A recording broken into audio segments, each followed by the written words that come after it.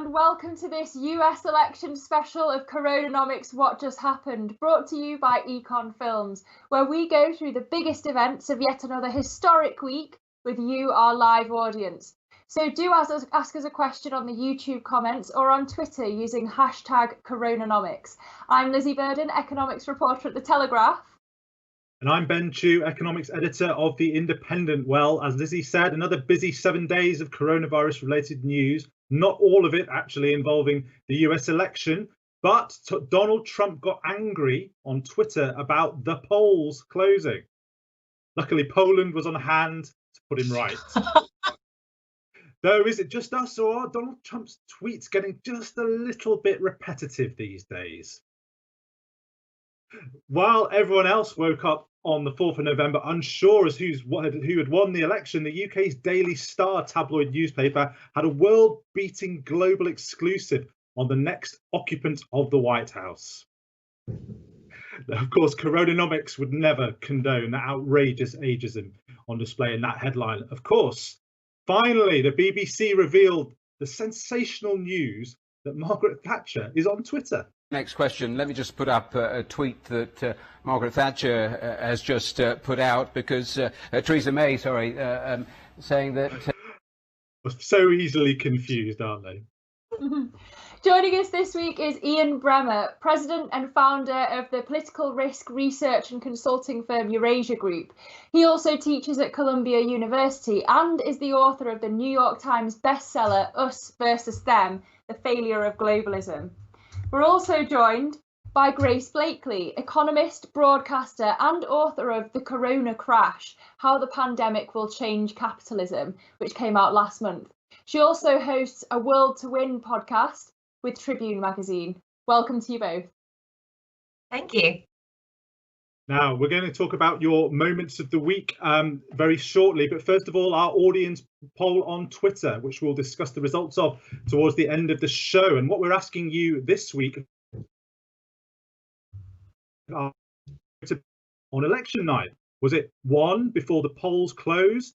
Was it 2 after Biden's open air Have Patience rally, which was around 12:40 East Coast time?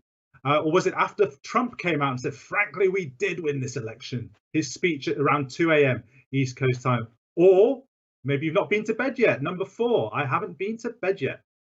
So go on Twitter at CoronaNomics TV, cast your vote, and we'll discuss what you tell us towards the end of the programme.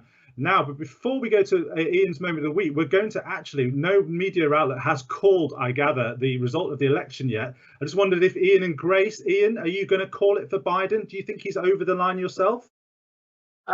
I mean, not officially, but sure. I mean, he's going to win, and the Republicans are going to likely keep the Senate, and that makes for a very interesting outcome.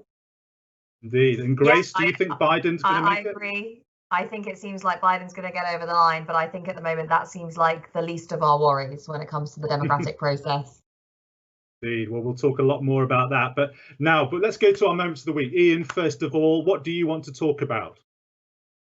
I guess I want to talk about how the United States is the most divided country among the advanced industrial democracies, and how we have erosion in the political institutions. I mean, there are great things about the United States. You'd love to send your kids to university here. The US dollar is the world's reserve currency. We've got some of the best entrepreneurs in the world. But really, no one should look at the United States and say, we want our political institutions to run like that.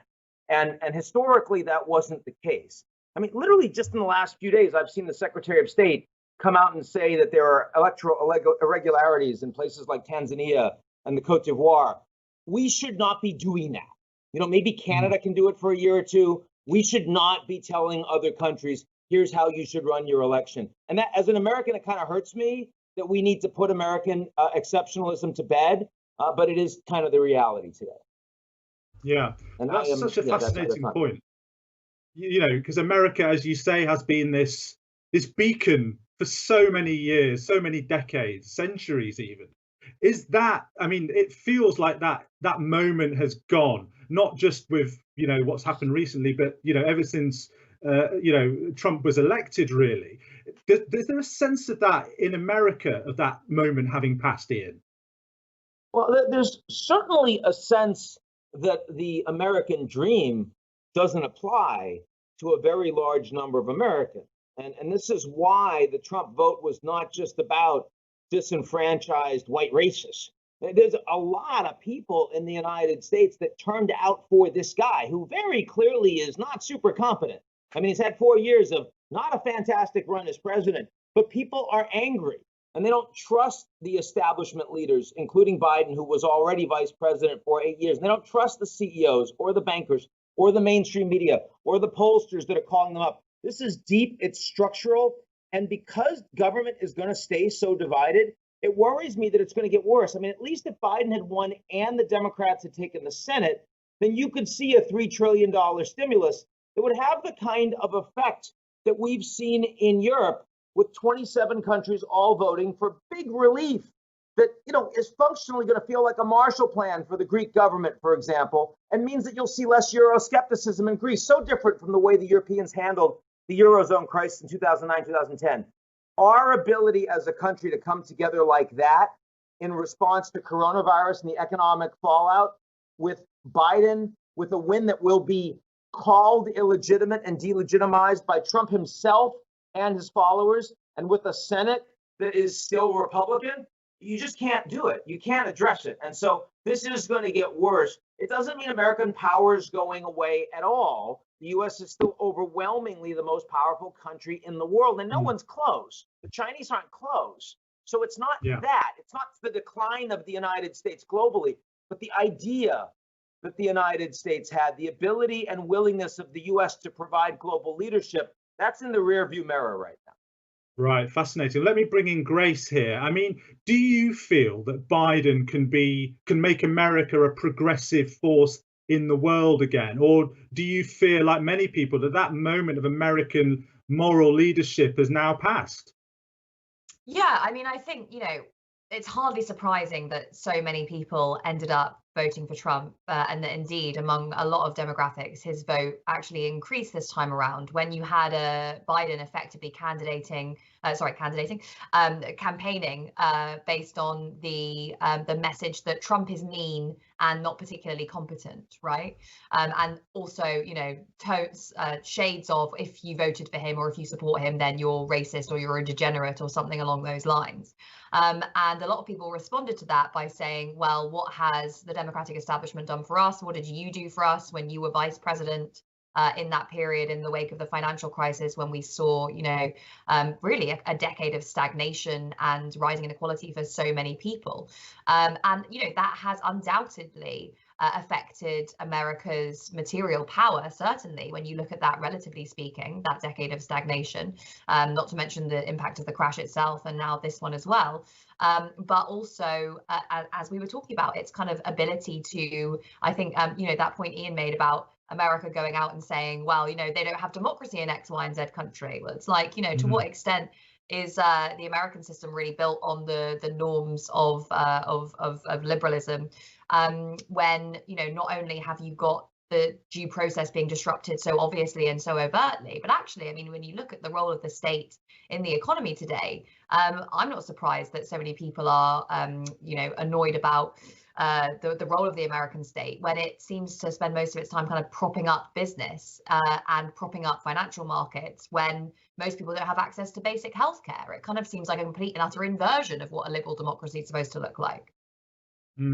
Now, Ian mentioned the fact that the Republicans will control. It looks like they're going to be able to control the Senate still after this. Will influence how much stimulus that Joe Biden, if he wins the White House, will be able to do. We've got a question from an audience member, though, asking about foreign policy. Let's hear from Rob in Tower Hamlets.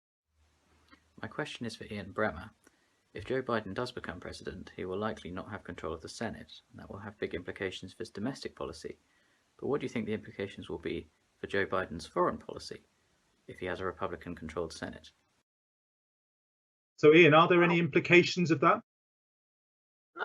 He's not massively constrained there. I mean, the one place where I think there'll be a challenge is that Biden really does want to see a much more economic focus on climate change and sustainability. It's one of the most controversial things that he's done in terms of his platform during his campaign, the transition away from fossil fuels. His ability to move on that policy with the Republican-controlled Senate is massively constrained, and that will limit his ability to coordinate those policies with others around the world that are moving pretty quickly in that direction, certainly the Europeans, but also increasingly Japan and China. But, you know, if I think about other areas of foreign policy, there are the equivalent of executive orders, you know, where you remember, I mean, Trump comes in, he immediately writes a bunch of executive orders that rip up Obama's executive orders, and Biden will come and do the same thing. It's not the way you're supposed to govern, but it is the way we are governing.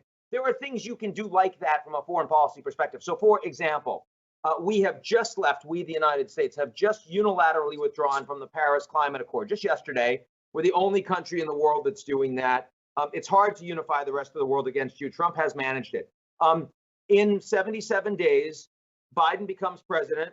We will rejoin the Paris Climate Accord. It's an easy thing to do.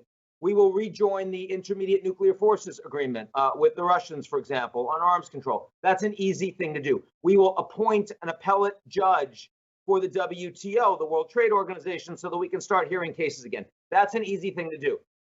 But if I look at things that are harder, like the Trans-Pacific Partnership that Obama tried to get done and failed, and then Trump pulled out, it ain't going to be easier for Biden, be harder. He's not even going to try. So American foreign policy is becoming more constrained. And a lot of that comes from U.S. domestically. A lot of that comes from changing geopolitics. Very little of that comes from a Republican Senate. Final point I'd make is that foreign policy under Biden, the orientation is not so different from Trump in lots of places. So, for example, there's a pretty hawkish perspective that Biden's team has, and Biden, on China, on Hong Kong, on the Uyghurs, on Taiwan, on intellectual property, on tech, just like Trump. They're not going to change that. That the Quad, the support for a relationship with Japan, Australia, and India together to coordinate on security, you know, that was really driven by Trump back in the days of Tillerson and McMaster. Who knows what the hell they're doing these days? Biden would do the same stuff. Biden supports the new U.S., Mexico, Canada deal. Biden supports the Abraham Accords, the normalization between Israel, Sudan, the UAE, Bahrain just announced. I mean, you know, there's Clinton was in favor, Hillary Clinton, of the surge in Afghanistan. Biden opposed it. So, I mean, actually, there's no question there'll be a honeymoon in foreign policy because so many global leaders just are sick of going into a summit and there's your creepy uncle that might molest you. Like, I mean, it freaks them out. They just want a normal relationship with the president, and the French, the Germans, the Mexicans, the Canadians, the Japanese. You'll feel that honeymoon. But the reality of foreign policy orientation, actual policies of Trump and Biden overlap a lot more than you might have thought. Well, an audience member's asked the question, I'll put it to you, Grace. Do you think that America now is as divided as it was during Vietnam? Well, I mean, if you look at it in material terms, it's more divided because there's a larger gap between the wealth of those at the very top and the rest of society. And, you know, I think that's at least part of the reason why we're seeing the level of political turmoil that we're seeing today is because American democracy has at multiple levels effectively become captured by corporate interests, by financial interests. And their power and influence has meant that the orientation of policy and indeed the very kind of nature of the democratic process has been, kind of geared towards promoting the interests of elites, which has created a backlash amongst the rest of the society. And often that backlash has made itself known in kind of unanticipated ways. Do you agree, Ian? Yeah, I absolutely do. I mean, I think that the level of special interest in the United States capturing the regulatory environment has been growing dramatically over the course of the last 40, 50 years. And that has driven, I mean, Trump is a symptom in that regard. He's certainly not the cause, and that's not going to go away. Another thing I would mention is let's keep in mind that Biden is probably going to win this election by 4.5, 5 million votes. If you pretend for a moment that the United States is a normal representative majoritarian democracy, you know, in any other country in the world, that president would be able to effectuate at least some of his political agenda. some reforms. That is absolutely not happening in the United States. And it has nothing to do with how many people voted for Biden. It has to do with just how skewed the Electoral College has made the political system. And so many Americans do feel misrepresented. They feel like the system is indeed rigged against them. That is absolutely greater today, that feeling, systemically, than it was in Vietnam.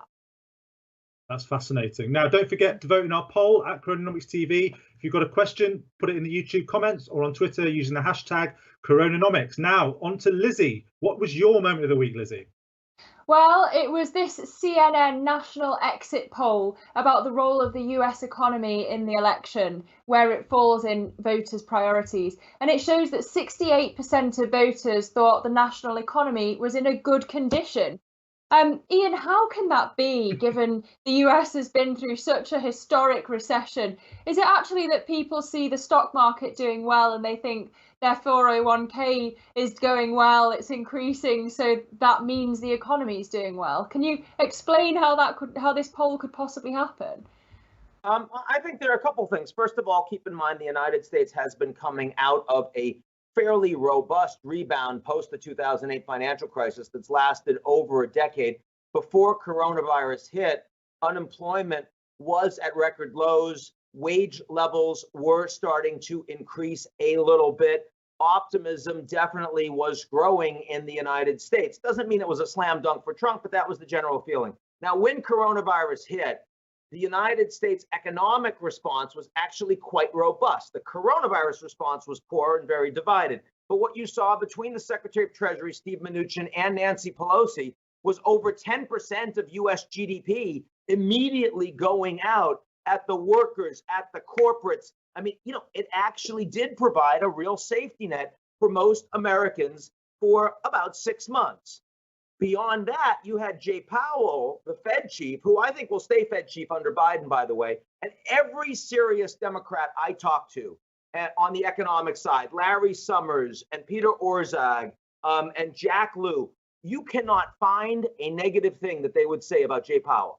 And they hate Trump, but they think that Trump-appointed Powell has done a fantastic job on the monetary side as Fed chief. So for the first 6-7 months responding to coronavirus, even though the economic impact was devastating on the global economy and on the US economy, the economic government response was actually quite robust and fairly bipartisan. Now, in the last 2 months, that has fallen apart because they've not been able to do this phase 4 stimulus. And that means that you have a whole bunch of people that aren't going to see the same benefits, and they'll be facing evictions from their apartments and credit card debt they can't pay off. And so when I think about 2020, for me, coronavirus in the United States has mostly been about the epidemiology of the disease.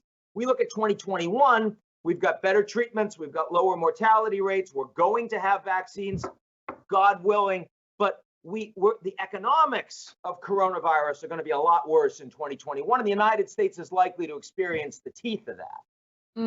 A cynic might say that the economics injection was done before the election, Another exit poll. No, because it was done by everybody. I mean, frankly, even though it wasn't coordinated, you saw in the UK, you saw the ECB, Christine Lagarde, who's been fantastic at this, and you've seen from Japan. Frankly, these are all pretty independent technocrats. They read from the same playbook. They have the same, and they know what happened in 2008. They respond in the same way. So I really wouldn't say this was an electoral issue. Many things in the US, of course, are, but not this one. Another interesting outcome from the exit polls, Grace, is that weirdly Donald Trump's share of the vote went up among Black and Hispanic voters, as you mentioned, but down among white voters. I'm wondering what you think that says about racial dynamics in America, and if you think that Joe Biden took the Latino vote for granted and that's maybe why he lost Florida, or is that too simplistic?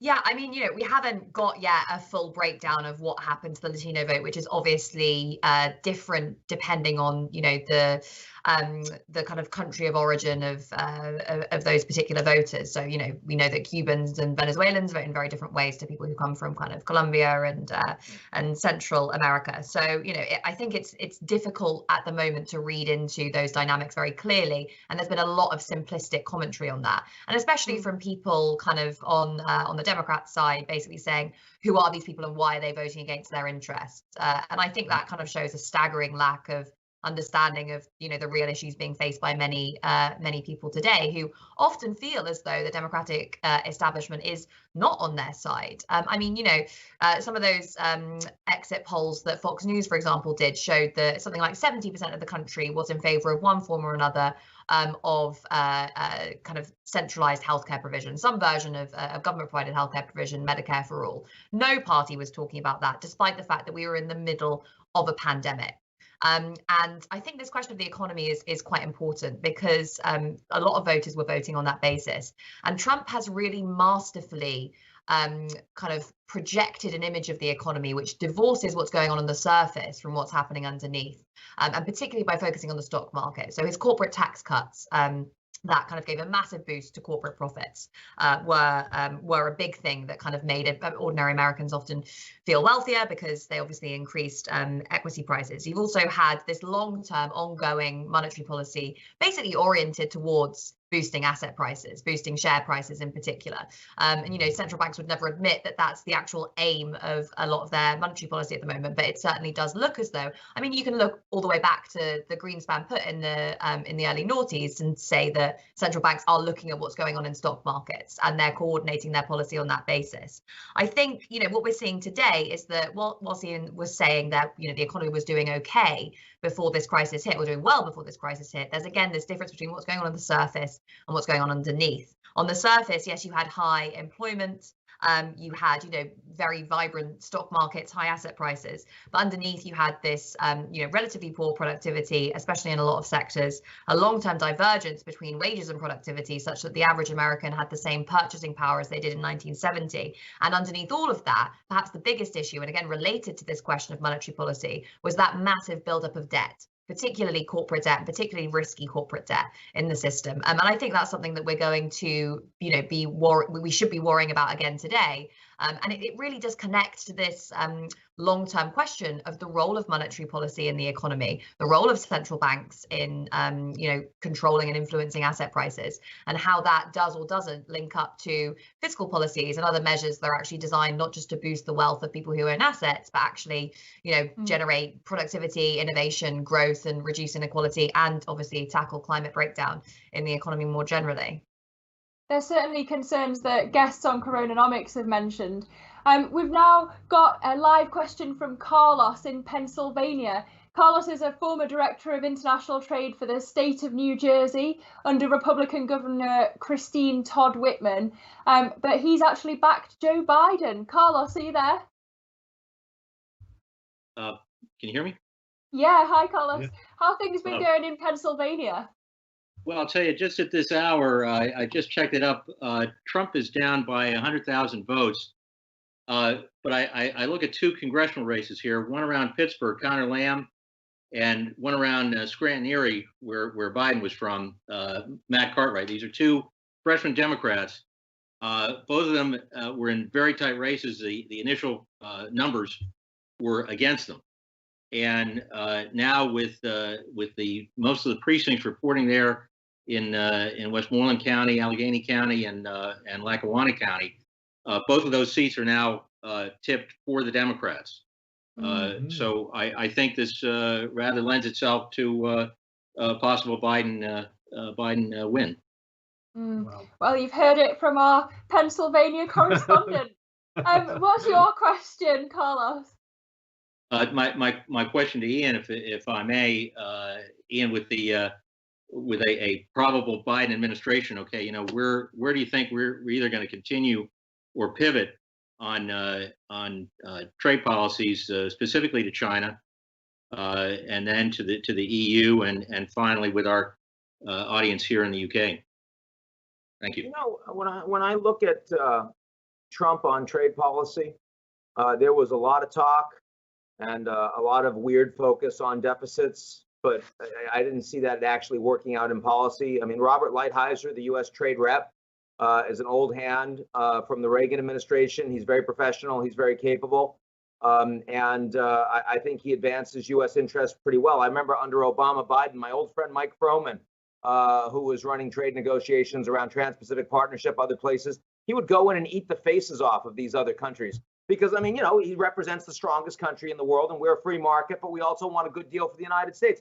And the U.S. trade representative, I mean, their office is one of the most capable in the U.S. bureaucracy. It's small, it's highly educated, it's professional, it's reasonably well compensated. It's not like the U.S. Department of Commerce. You know, that's like where you send your second kid.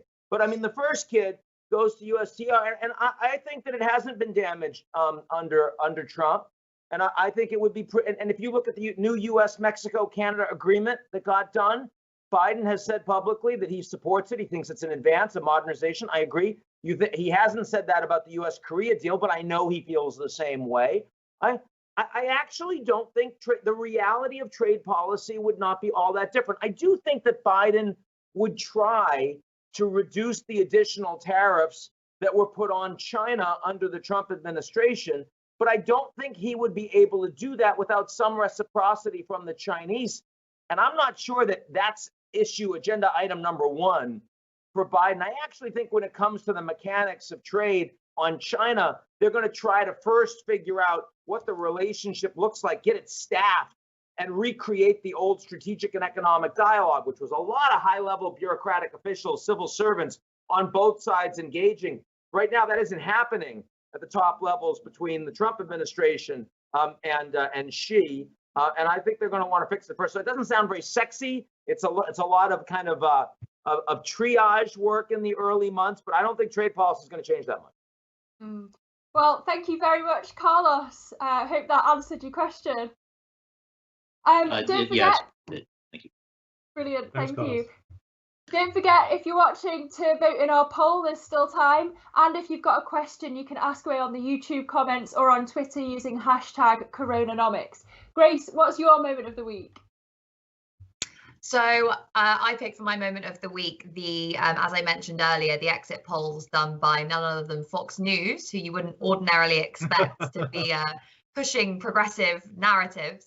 And I think there were three of those polls on policy that stood out to me. One was, I think it was 70% of voters supported some form of socialized healthcare. I think it was 71% supported higher levels of government spending on kind of, decarbonization. And there was a similar figure of people who supported some pathway to citizenship for migrants into the US. Now, those are very interesting figures. We know from lots of polls that there is widespread support for single-payer healthcare in the US, and I'm sure that has risen somewhat over the course of the pandemic. But those two other exit polls were quite interesting, especially because that a lot of Trump voters are pretty skeptical about climate breakdown. So it was interesting to see support for more spending on that front, and especially the stuff around migration. I mean, it does suggest that there is an appetite for a level of progressive policy in the US that you're not really seeing marketed by either major party. Now, of course, Biden does have his headline-grabbing $2 trillion kind of Green New Deal-esque climate plan, but it's going to be very difficult, as we've just been discussing, for him to make anything like that on that scale happen without control over the Senate. So, a lot of those issues are not going to get answered during this presidency, which is, I think, a real tragedy for Americans, especially given, we are going through this pandemic. A lot of people do have healthcare that is tied to employment. A lot more people are going to get unemployed. And we know that unpaid medical bills are the single biggest cause of insolvency amongst Americans, and that actually those same unpaid medical bills creating financial distress is a leading cause of suicide amongst young men in the US. And you add into that the kind of opioid epidemic, and you really do start to see a picture of quite deep pain for many communities across America. And my concern is that is not going to be addressed over the next 5 years. I mean, the Guardian columnist Owen Jones has said that Joe Biden hasn't won a landslide because of the Democrats' uninspiring vision. despite the pandemic and despite the economic meltdown. But doesn't it show that Joe Biden's taken the only available path for a Democrat to win the White House in 2020? You know, Bernie Sanders was the progressive and he couldn't win the nomination. So wasn't this the only path Joe Biden could have taken? Well, I mean, Sanders didn't win the nomination on the basis that he wasn't, you know, people were voting for who they thought was the most kind of realistic candidate, right? And who was going to be able to win votes in swing states that would allow the Democrats to get a path to the presidency. I think what has become abundantly clear now is that some of what Bernie Sanders was saying and some of what his supporters were saying about his appeal among working class voters in the Rust Belt, in areas of the country that feel, you know, left behind in inverted commas, was significant and would have potentially pulled those voters away from Trump.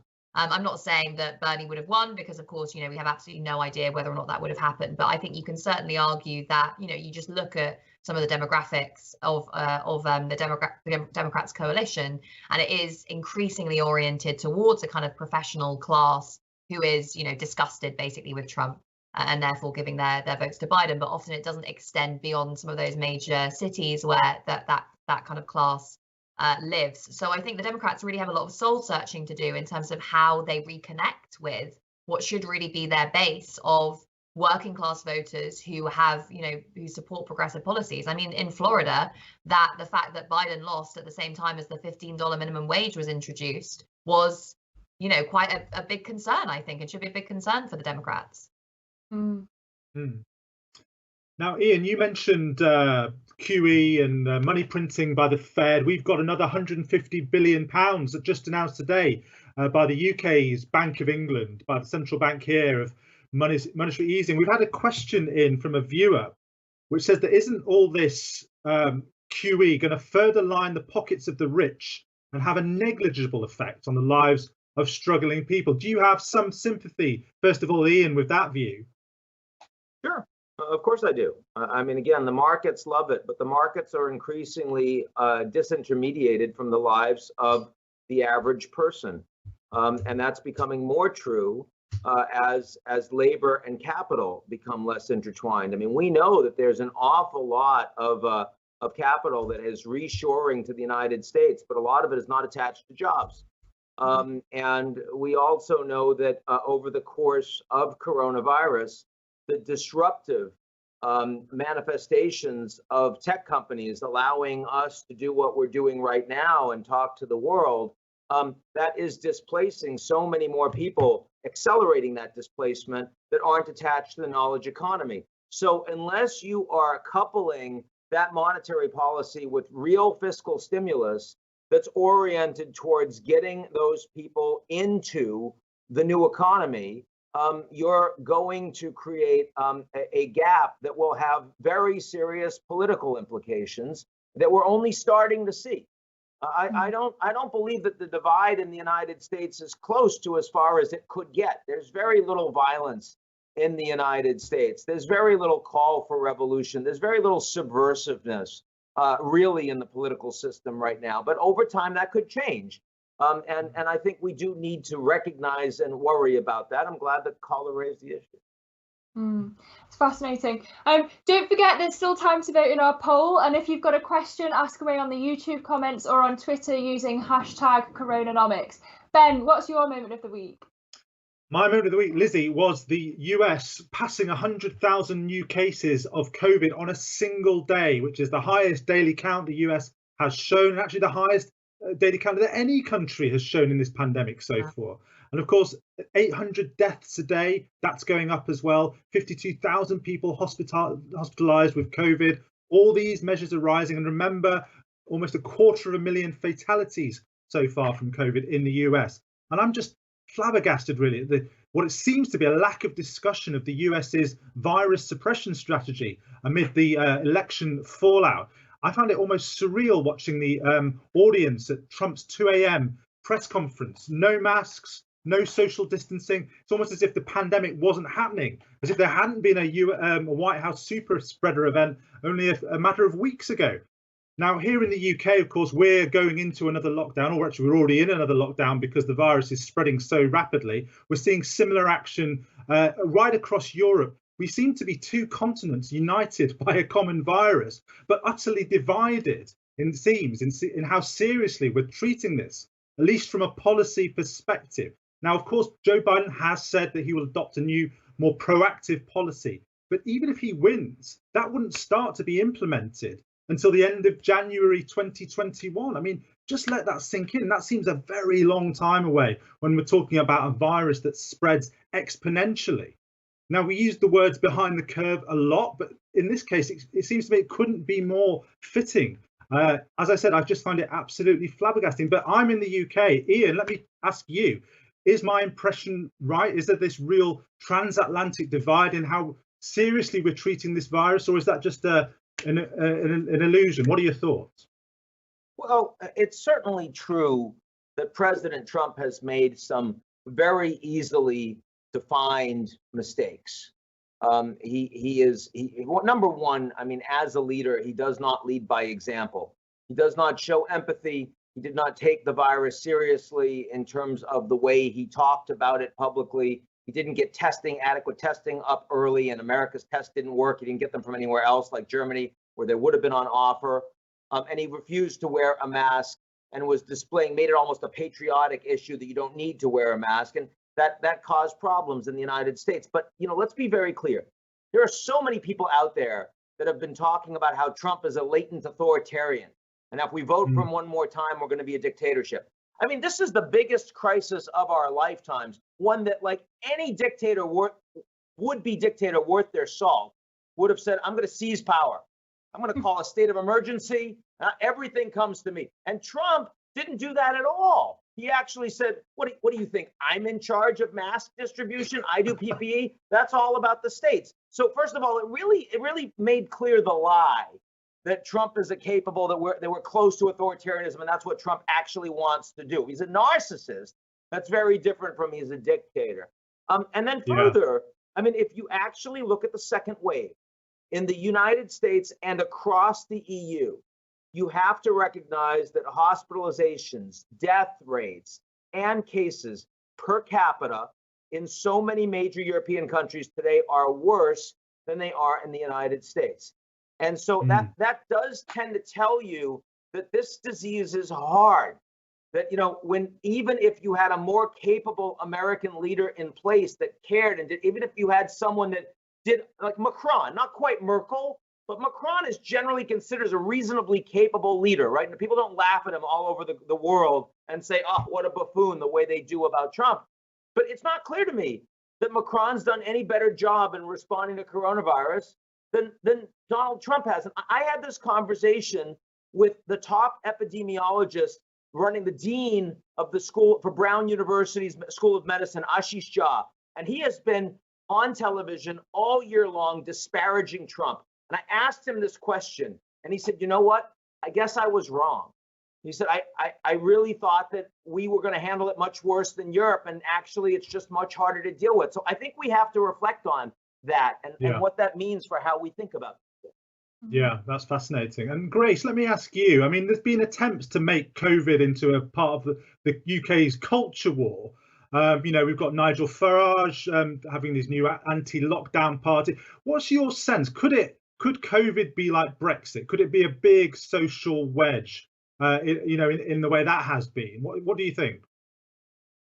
I think there's certainly a trend there. I think it's perhaps deeper rooted in the US, where, I've had friends over there who are basically saying wearing a mask is a political statement. If you wear a mask, it means you're a Democrat, and if you don't, it means you're a Republican. I think it's probably less divided than that here, although there are, of course, a lot of people who are, saying it's a hoax, that it's, some sort of conspiracy theory, and who are kind of protesting against the imposition of a new lockdown.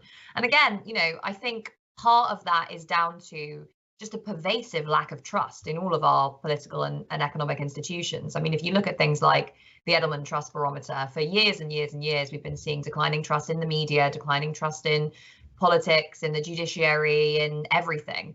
And when that is the case, then people are going to respond to a fairly significant assertion of control often some of them will respond in this way. I mean, you also see it with the polls as to whether or not people feel as though they would want to get a vaccine when it comes out. Only about half the population actually say that they would be willing to do that. Again, there's an issue there around trust. And it's been interesting to see that the most kind of capable societies when it comes to this have been the kind of developmental states, basically, where not only there is a lot of state capacity, but also where there are, I suppose, perhaps fewer problems between the state and civil society, less mistrust between elements of the state and civil society.